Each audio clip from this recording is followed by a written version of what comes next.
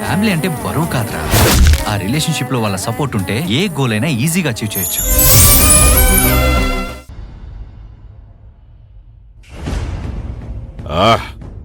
మేము సర్వశక్తులు కోల్పోయినందువల్ల ఎన్ని సమస్యల్లో పడితేమో చూచితవా? ఏముండను, దిక్పాలకుండను. అయినను చిన్ముద్రిక ఎక్కడ ఉందో గ్రహించలేకపోవచ్చున్నాను. మీరు చిన్ముద్రిక ఎక్కడుందో గ్రహించలేకపోతున్నారు. మరి నేను నా 100వ భార్యను పరిగ్రహించలేకపోవచ్చున్నాను. యముండా! ఇదిగో ఈ కోపం వల్లే మనం యమలోకం నుండి భూలోకంలోకి వచ్చి పడ్డాం. ముందు చిన్ముద్రికను ఎలా సంపాదించాలో అది ఆలోచించండి ప్రభు.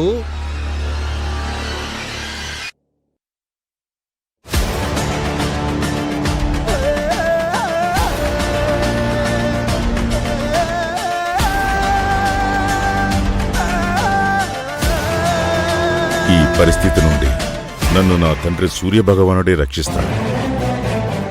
నేను ఒక పథకం వేసినాను. నాతో పాటు రమ్ము.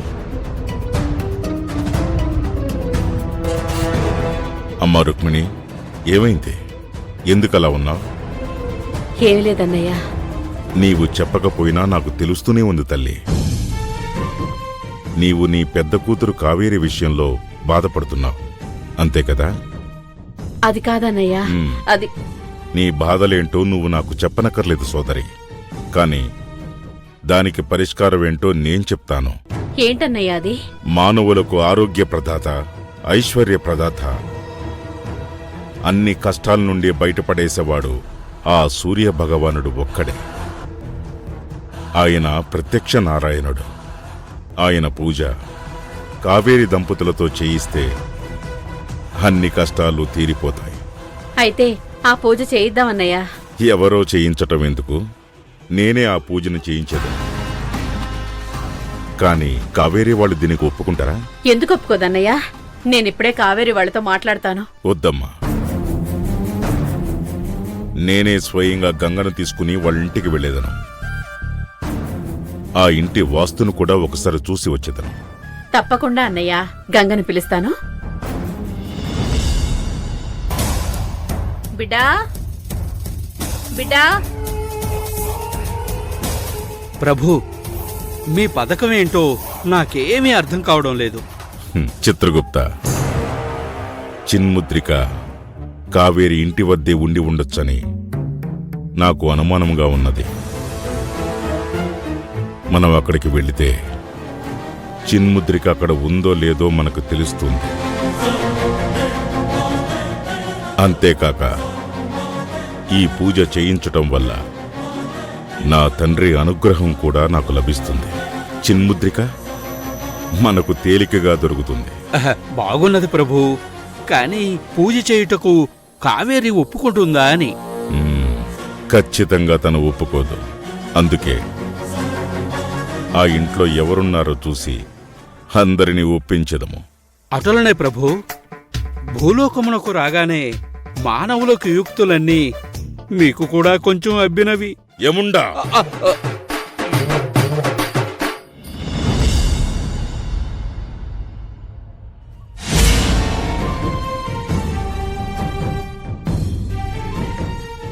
ఇంకా చూస్తూ నిలబడ్డావేంటే? వెళ్ళవే బయటికి. ఆగండత్తయ్య.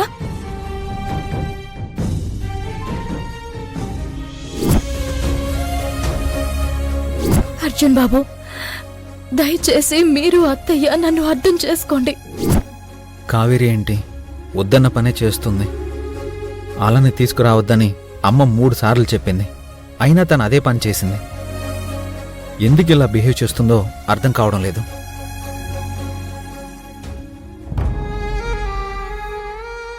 అర్జున్ బాబు, భోజనం చేద్దాం రండి. నాకు ఆకలిగా లేదు కావేరి, నువ్వు వెళ్ళి భోంచే. మీరెందుకు అలా అంటున్నారో నాకు తెలుసు. భార్యాభర్తల మధ్య ఎన్ని గొడవలున్నా కంచం దగ్గర, మంచం దగ్గర వాటిని పక్కన పెట్టాల్సిందే. రండి, భోజనం చేద్దురు గాని. అంటే ఏంటి? అమ్మ తినకుండా నన్ను తినమంటున్నావా? అదా మీ బాధ? అత్తయ్య కూడా భోజనానికి వస్తారు. మీరు రండి. ఇంత గొడవ జరిగాక అమ్మ భోజనానికి వస్తుందనుకుంటున్నావా? అనుకోవడం ఏంటి, వస్తారు. నేనే వెళ్ళి తీసుకొస్తాను.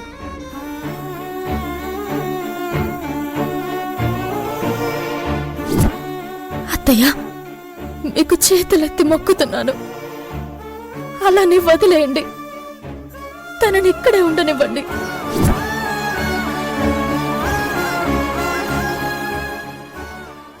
టైం వచ్చినప్పుడు చెప్తాను. నా మీద నమ్మకం ఉంచండి.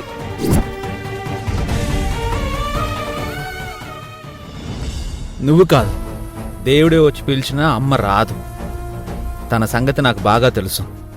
ఇలాంటి గొడవలు జరిగినప్పుడు ఒక్కరోజు కాదు, 2-3 రోజులు అన్నం తినదు. అది ఒక్కప్పటి మాట. ఇప్పుడు కోడలొచ్చాక అవేం కుదరవు. భువనేశ్వరి కోడలుగా చెప్తున్నాను. మీరు పదండి, అత్తయ్య వస్తారు. ఏంటి కలగంటున్నావా? కలో నిజమో చూద్దురు గాని మీరు డైనింగ్ టేబుల్ దగ్గరికి పదండి. నేనెళ్ళి అత్తయ్య గారితో వస్తాను. కావేరి, నీ పిచ్చిగాని మా అమ్మ అస్సలు రాదు.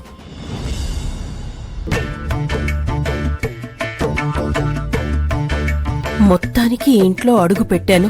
ఇక మెల్లగా మైసమ్మ దగ్గరున్న ఆ ఉంగరాన్ని కొట్టేయాలి.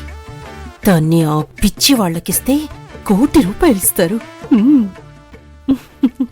ఏయ్, నీలో నువ్వే మాట్లాడేసుకుంటున్నావు. మళ్ళీ ఏమైనా కుళ్ళు ప్లాన్లు వేస్తున్నావా? సుందరాంగి ఏం చేస్తున్నావే అంటే, అందాన్ని ఒలకబోసి ఎత్తుకుంటున్నాను అందట. నా పరిస్థితి కూడా అలాగే ఉంది. ఎలా బతకాలరా దేవుడా అని ఏడుస్తుంటే ప్లాన్లు స్కెచ్లు అంటావేంటి? నేను నమ్మను.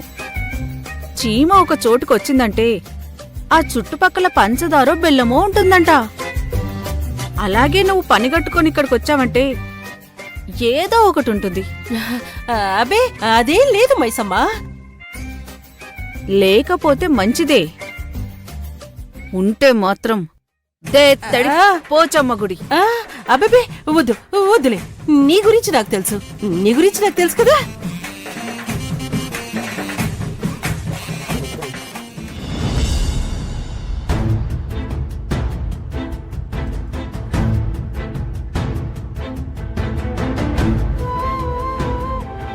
అత్తయ్య, నాకిప్పుడు ఎవరితోనూ మాట్లాడాలని లేదు.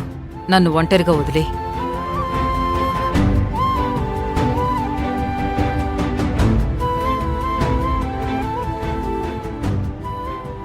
అత్తయ్య, ఒంటరిగా ఉంటే మనశ్శాంతి దొరుకుతుందని చాలా మంది అనుకుంటారు. కానీ అది నిజం కాదు. సంతోషంగా ఉన్నప్పుడు ఒంటరిగా ఉంటే మన మనస్సు మన ఫ్రెండ్ అవుతుంది. కానీ మనం బాధల్లో ఉన్నప్పుడు ఒంటరిగా ఉంటే మన మనస్సే మన శత్రువు అవుతుంది. కావేరి, నీకేం కావాలి?